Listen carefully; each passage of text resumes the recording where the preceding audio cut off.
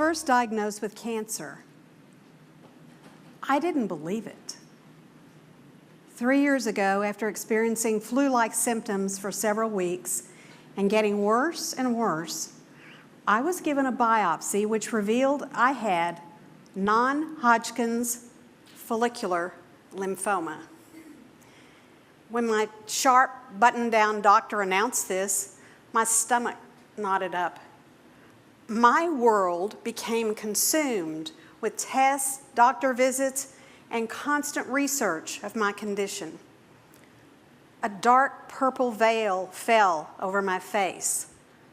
Like a snake, it wrapped itself tighter and tighter, squeezing the breath from me. My visits to the oncologist were frightening. Waiting room patients moved at a death-like pace. They had gray faces. Men and women in their 70s and 80s leaned precariously on their canes or slowly pushed their walkers up to the nurse's station. My doctor, with the warm smile, said that my type of lymphoma was the best kind to get.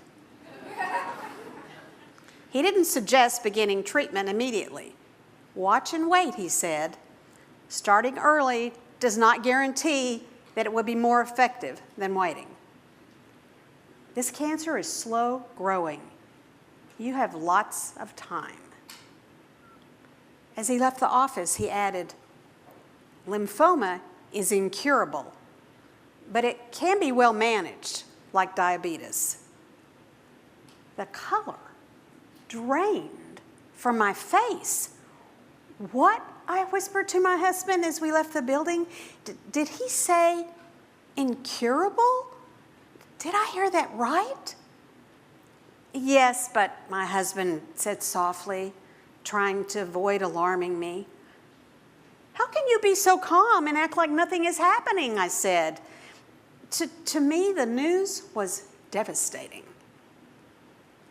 I'd handled other challenges in my life and was the master of reinvention. I was also short-tempered and impatient.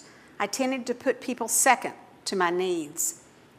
Intensely driven, I was consumed with my career.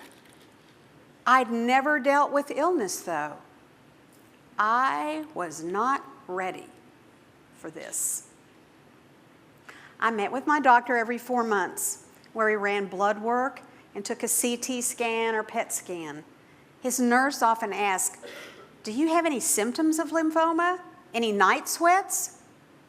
No. A lack of energy? No. Unusual swelling in your lymph glands? No. No. No. Thinking this was all a joke or a horrendous mistake. Unless necessary, I wasn't about to start treatment. Sitting in a chair with poison being pumped into my veins was something I dreaded. Why should I begin this if I feel fine?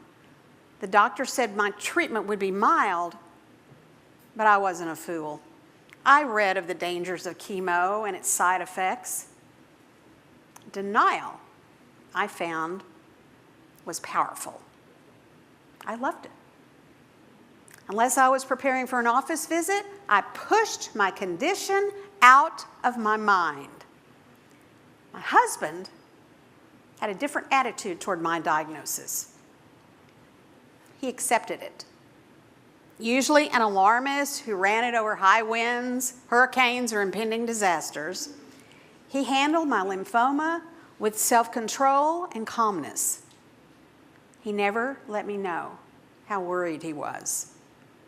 You're going to be fine, he'd say each evening as we lay side by side.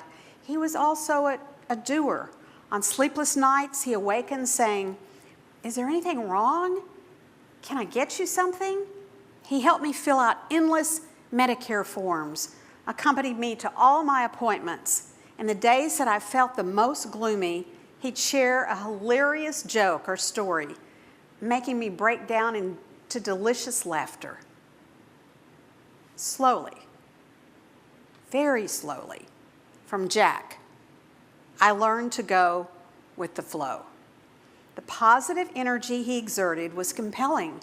He seldom panicked and was organized and efficient. Not a whiner.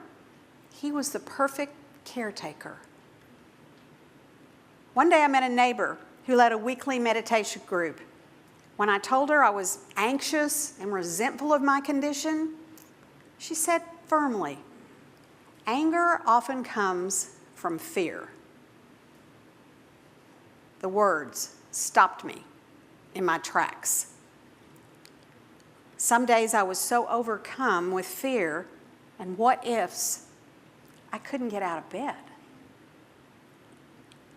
If I died, I would miss so much.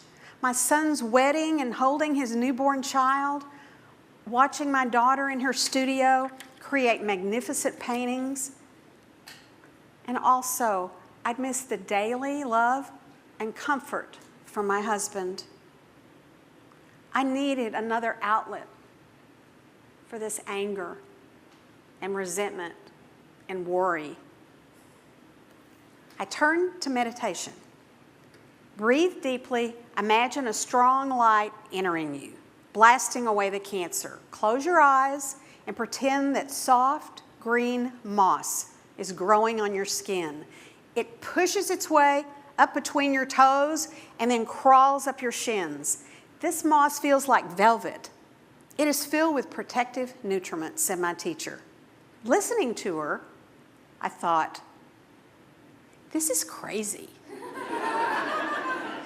I almost broke out laughing, but I was surrounded by believers, so I went along with the moment. That's what meditating is all about, remaining in the moment, not looking backward, not projecting fear into the future, thinking, how will my family survive if I can't work? What if my employers discover my condition? Will they fire me? Should we sell our home? I was lulled into the space between my teacher's words. Live your life day to day. Rejoice in your family, friends, and good times. Going with the flow came to me in bits and pieces. While sitting on my front porch each morning, I look up at the trees. A breeze slowly moves the leaves, splashing shadows on the brick wall. The trees comfort me. As their branches stir, the sound of the wind speaks to me. I look upward and see the angels of my life, my mother and my grandmother. A month ago, the PET scan revealed significant growth in my lymph nodes. My doctor wants to start treatment soon. I gather my friends and my family around me. I've come to realize how precious these people are, much more important than my personal accomplishments. I now count my blessings, each and every one. I love nothing more than sharing an evening with my husband, sitting side by side, watching an old movie. It lifts my spirits as we share a romantic moment.